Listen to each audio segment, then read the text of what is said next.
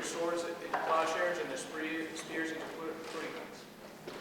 Nation shall not make war against nation, and they shall not learn war anymore.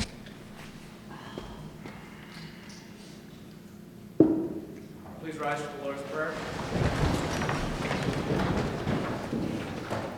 Our Father, who art in heaven, hallowed be thy name. Thy kingdom come, thy will be done, on earth as it is in heaven. Give us this day our daily bread. Forgive us our trespasses, as we forgive those who trespass against us. Lead us not into temptation, but deliver us from evil. Thine is the kingdom, power, and glory, forever and ever. Amen.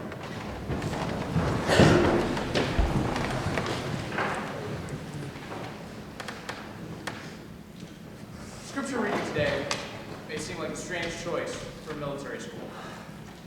Transforming swords into plowshares and spears into pruning hooks is a fundamentally anti-military activity. When nations do not learn war anymore, the military will be obsolete. To me, though, this passage has a deeper meaning, one that resonates very well with many of the Army values that we see behind us. When I was a senior in high school, around the age of many of you guys right now, I was heavily involved in the theater. We had a very energetic and young theater director. She was just known as Kelly. Because of her excellent work, our school got selected to go to Scotland to participate in a theater festival called the International Fringe Festival in Edinburgh. In our teacher's eyes, the only way we could possibly do justice to this was to write our own play and direct it and act it all ourselves. She, though, did come up with the topic. She chose what we all thought was a very strange topic. We were going to do a play about a clown priest, a man on a mission to stop nuclear war. So, and for this character, she chose the name Carl. We rehearsed and rehearsed. We often stayed past 8 o'clock, came in 6 in the morning. Now, you guys, that's a regular day. For us, as public high school students, that was unimaginable. We hated it. But during all that time, the play changed. It grew. It started to take shape. We started in September, and it was in early March before we were deemed ready to perform. So we started in our own little black box theater, and then we started to go to other places around St. Louis, which is where I grew up.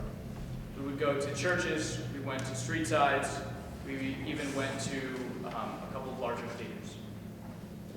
So one day, Kelly was really, really excited. She would not tell us why. That day we were performing just on the side of a road in the on a main thoroughfare in St. Louis called the Loop. It's a college hangout place. So we started performing, and we had a small audience, mostly family, some curious passerby, and we still could not figure out why she was so excited.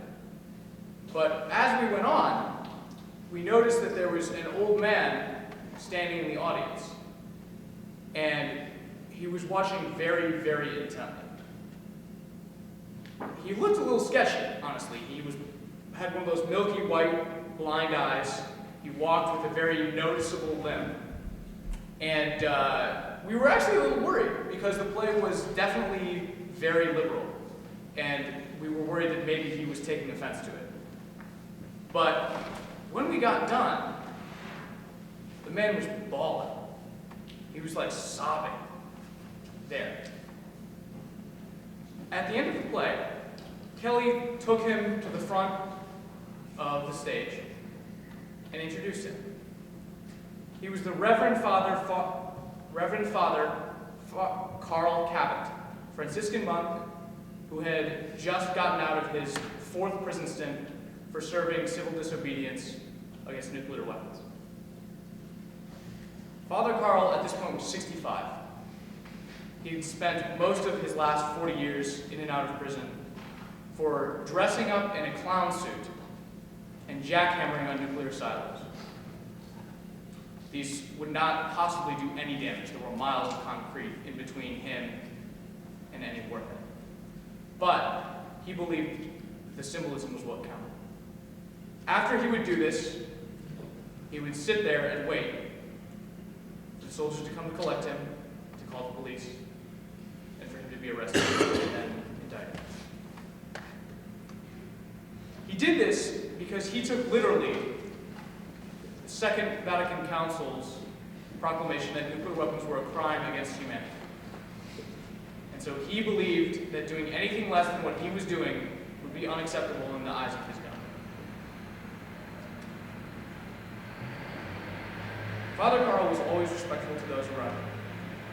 He was loyal towards God. He believed that these demonstrations were his duty, that if he didn't do them, nobody else would. And so he was going to. He had the most integrity of any single person I have ever met in my entire life. He possessed tremendous personal courage. At his age, he was constantly going to federal prison because the destruction of federal property is a federal crime. So whether or not you believe in his mission, whether or not you're Catholic or atheist, whether or not you think listening to a clown is a great idea or not, I think we can all stand to be a little bit more like Father Carl.